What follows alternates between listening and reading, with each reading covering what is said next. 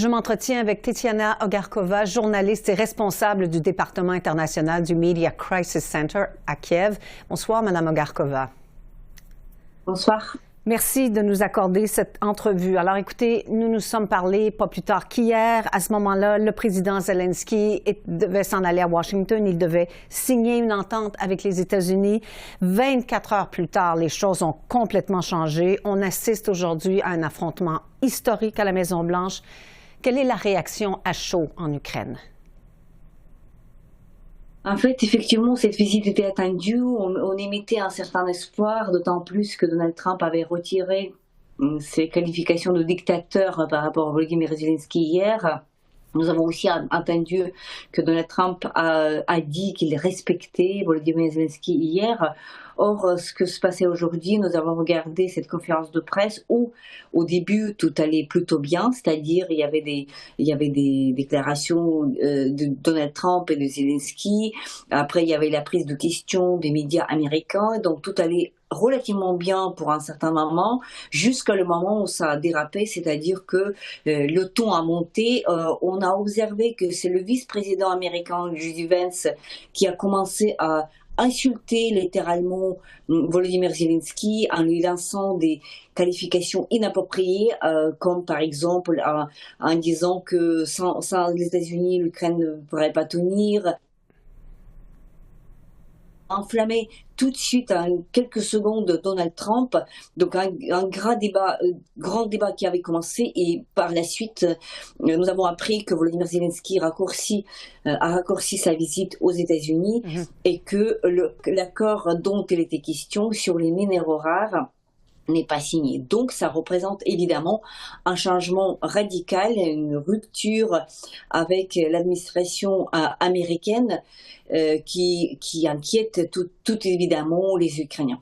Bon, alors, les choses paraissent irréconciliables maintenant. Vous parlez de rupture entre l'Ukraine et les États-Unis. On a vraiment l'impression qu'il n'y a plus rien qui est possible. Alors, quelle est la réaction quant à la réaction du président Zelensky? Est-ce que les Ukrainiens pensent qu'il a bien fait de tenir tête à Donald Trump? Écoutez, nous avons déjà vu plusieurs analyses. En fait, nous avons regardé la vidéo au moins 2 fois déjà.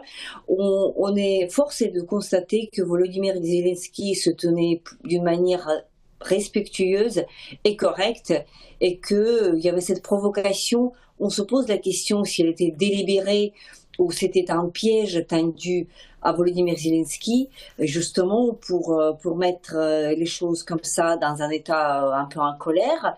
Et donc aujourd'hui, la chose assumée, on peut rien changer, c'est-à-dire que sans doute que J.D. Vance dans son discours était plus clair et plus explicite par rapport à ce que disait Donald Trump, parce que au fond, ce que voulait obtenir Volodymyr Zelensky, c'est aussi très clair. Elle voulait obtenir des garanties de sécurité en cas de cessez-le-feu. Elle essayait de dire que le cessez-le-feu en tant que tel ne suffit pas pour terminer cette guerre.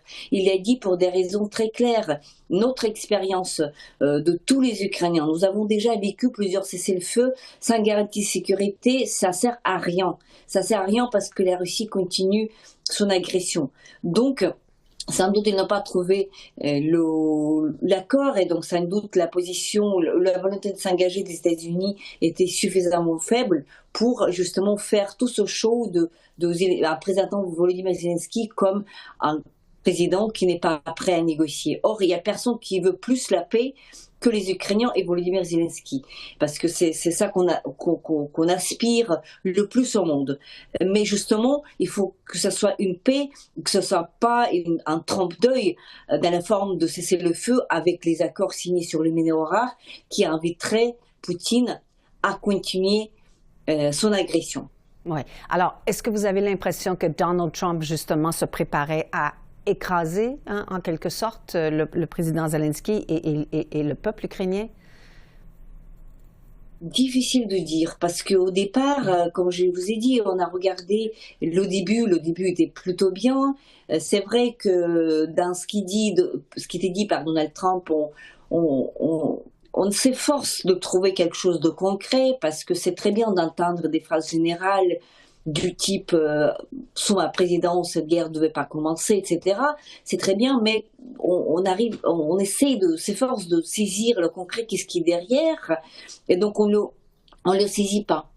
Alors que là, dans la manière de se mettre en colère, malheureusement, on connaît déjà le tempérament coléreux de Donald Trump, les choses deviennent plus claires parce que, évidemment, cette version de la paix par la force, formule employée par Donald Trump avant même son élection, ça veut dire mettre la pression sur la victime de l'agression. C'est-à-dire, on aimerait bien voir Donald Trump ou J.D. Vance surtout crier de la même manière sur Vladimir Poutine. Parce que si Donald Trump dit que le deal c'est entre les deux, on imagine quand même mal tous les deux monter le ton contre Vladimir Poutine. Donc, parti pris pour pro-russe devient plus clair.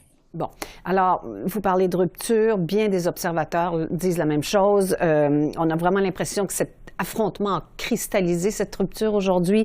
Sans les États-Unis, de toute évidence, avec l'Europe, le soutien de l'Europe, le soutien du Canada, est-ce que l'Ukraine peut encore arriver à repousser la Russie?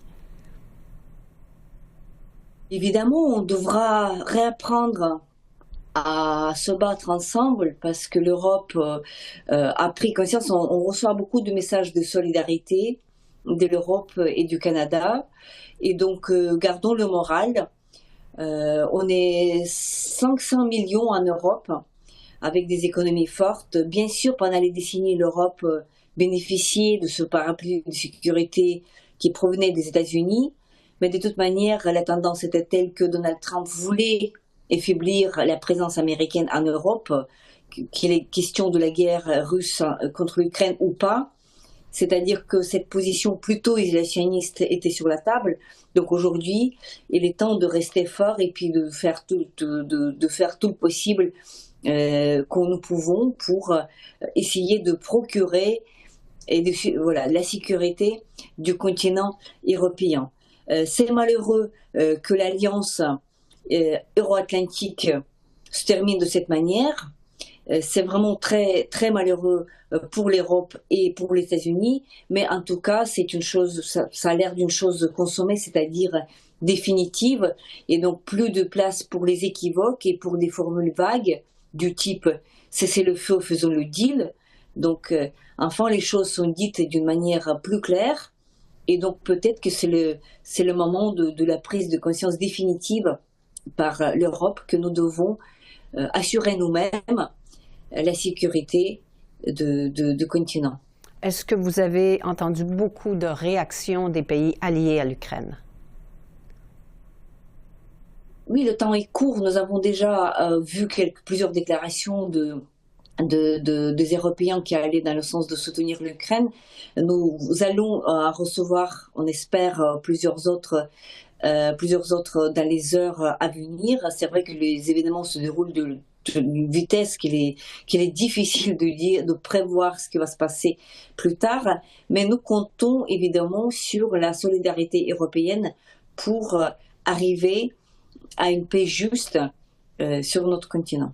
Oui. En terminant, quelles seront les prochaines étapes pour la Russie, vous pensez? Qu'est-ce que la Russie risque de faire maintenant?